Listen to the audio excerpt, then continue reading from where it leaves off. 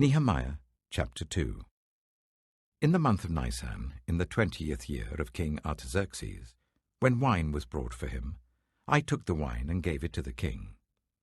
I had not been sad in his presence before, so the king asked me, "Why does your face look so sad when you are not ill? This can be nothing but sadness of heart."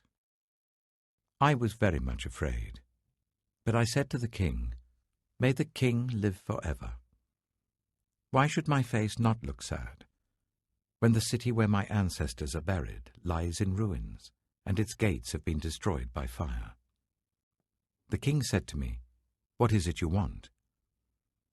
Then I prayed to the God of heaven, and I answered the king, "If it pleases the king, and if your servant has found favor in his sight, let him send me to the city in Judah where my ancestors are buried, so that I can rebuild it." Then the king, with the queen sitting beside him, asked me, "How long will your journey take, and when will you get back?" It pleased the king to send me, so I set a time. I also said to him, "If it pleases the king, may I have letters to the governors of Trans-Euphrates, so that they will provide me safe conduct until I arrive in Judah? And may I have a letter to Asaph, keeper of the royal park, so he will give me timber to make beams for the gates of the citadel by the temple, and for the city wall, and for the residence I will occupy." And because the gracious hand of my God was on me, the king granted my requests.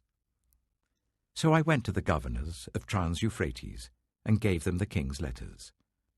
The king had also sent army officers and cavalry with me.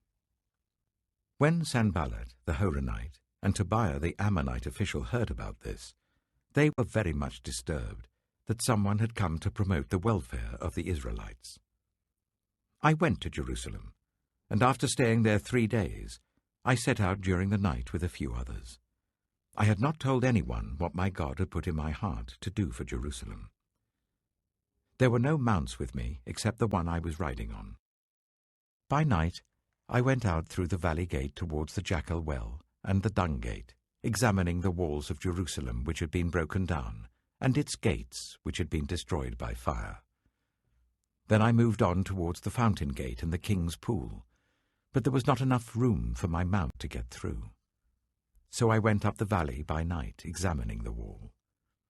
Finally, I turned back and re-entered through the valley gate.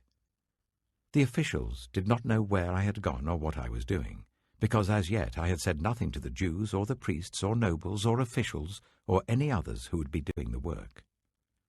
Then I said to them, "You see the trouble we are in. Jerusalem lies in ruins, and its gates have been burned with fire. Come, let us rebuild the wall of Jerusalem, and we will no longer be in disgrace."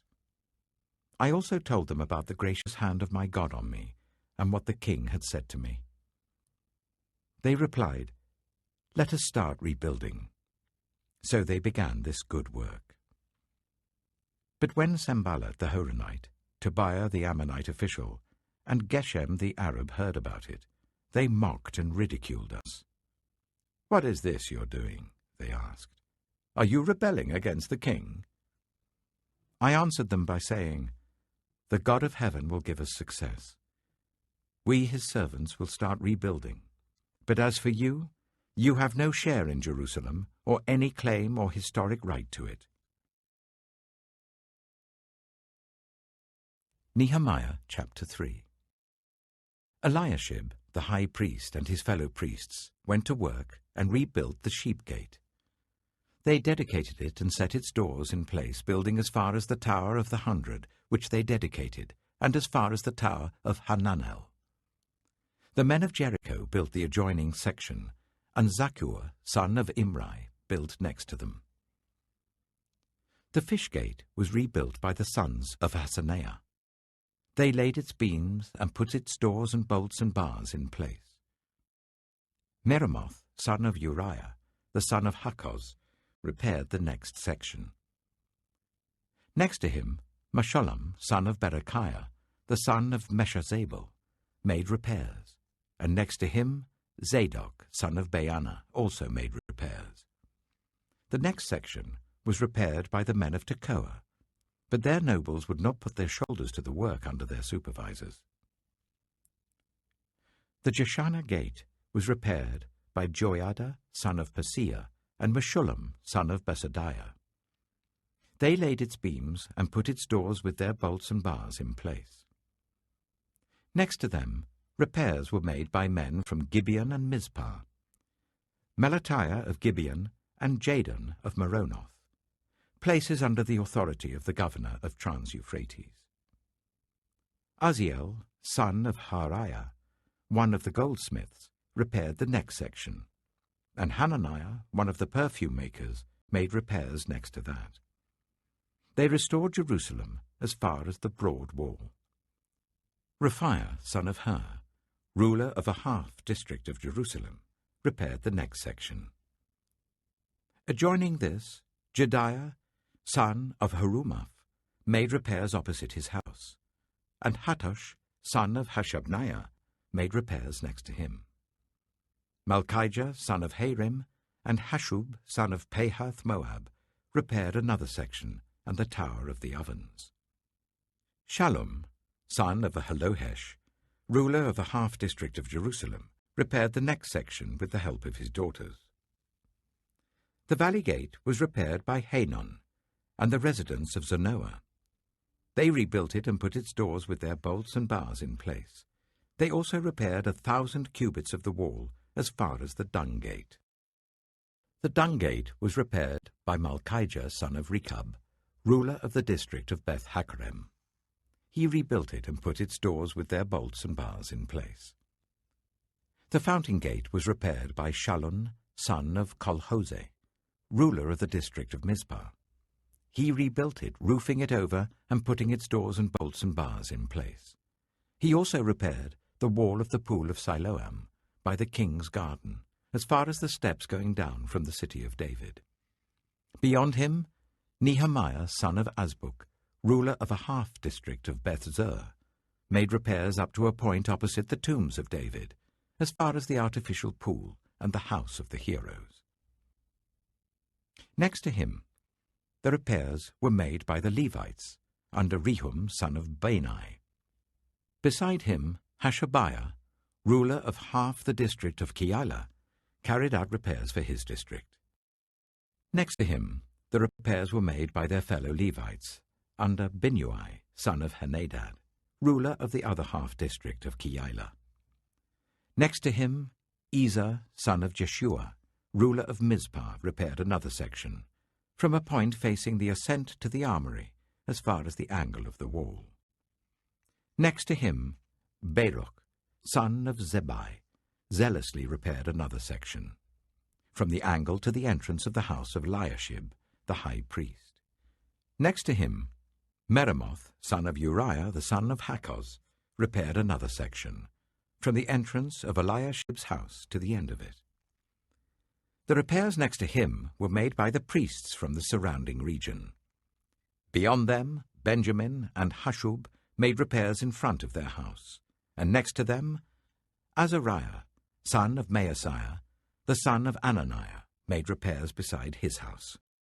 Next to him, Binnui, son of Henadad, repaired another section, from Azariah's house to the angle and the corner, and Palal, son of Uzai, worked opposite the angle and the tower projecting from the upper palace near the court of the guard.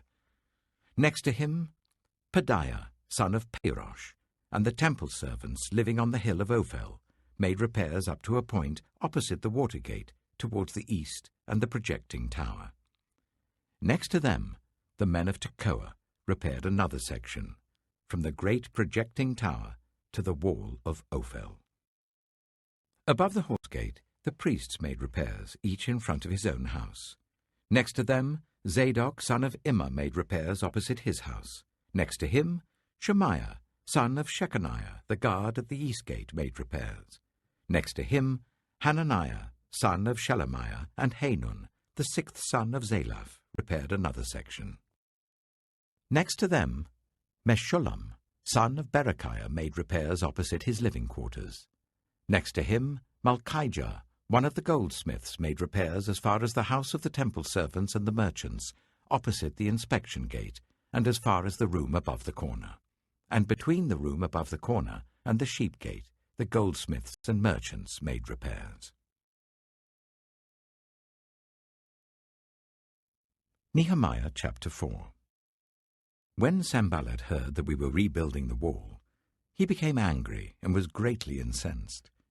He ridiculed the Jews, and in the presence of his associates and the army of Samaria. He said, "What are these feeble Jews doing? Will they restore their wall? Will they offer sacrifices? Will they finish in a day?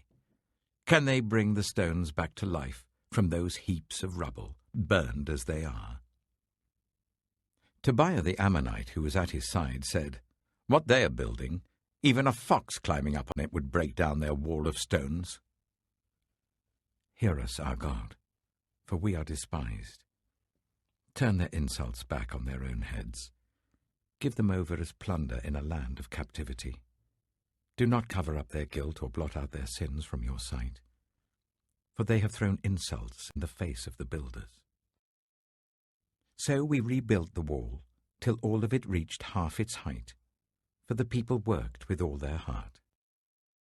But when Sanballat, Tobiah, the Arabs, the Ammonites, and the people of Ashdod heard that the repairs to Jerusalem's walls had gone ahead and that the gaps were being closed, they were very angry.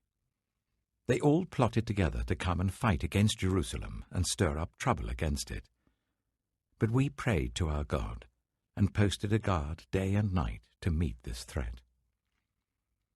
Meanwhile, the people in Judah said, "The strength of the laborers is giving out, and there is so much rubble that we cannot rebuild the wall." Also our enemies said, "Before they know it or see us, we will be right there among them, and will kill them and put an end to the work." Then the Jews who lived near them came and told us 10 times over, "Wherever you turn, they will attack us." Therefore I stationed some of the people behind the lowest points of the wall at the exposed places, posting them by families with their swords, spears, and bows. After I looked things over, I stood up and said to the nobles, the officials, and the rest of the people, "Don't be afraid of them. Remember the Lord, who is great and awesome, and fight for your families, your sons and your daughters, your wives and your homes." When our enemies heard that we were aware of their plot, and that God had frustrated it, we all returned to the wall, each to our work. From that day on, half of my men did the work, while the other half were equipped with spears, shields, bows, and armor. The officers posted themselves behind all the people of Judah who were building the wall. Those who carried materials did their work with one hand and held a weapon in the other, and each of the builders wore his sword at his side as he worked. But the man who sounded the trumpet stayed with me. Then I said to the nobles, the officials, and the rest of the people, "The work is extensive and spread out, and we are widely separated from each other along the wall. Wherever you hear the sound of the trumpet, join us there. Our God will fight for us." So we continued the work with half the men holding spears, from the first light of dawn till the stars came out. At that time I also said to the people, "Let every man and his helper stay inside Jerusalem at night, so that they can serve us as guards by night and as workers by day." Neither I nor my brothers nor my men nor the guards with me took off our clothes. Each had his weapon, even when he went for water. Acts chapter 28. Once safely on shore, we found out that the island was called Malta.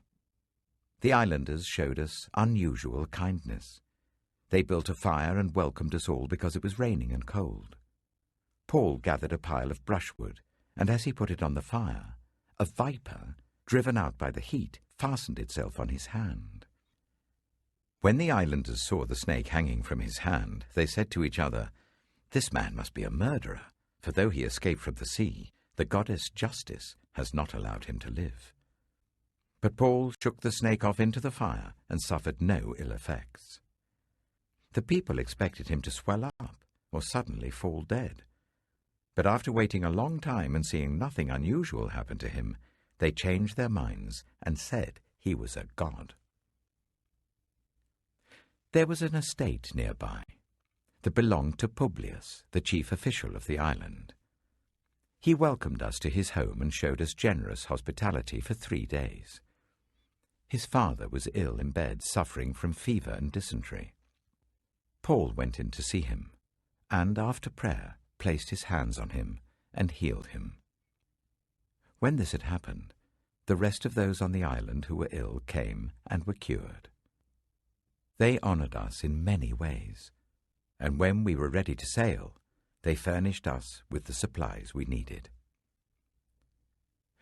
After 3 months, we put out to sea in a ship that had wintered in the island.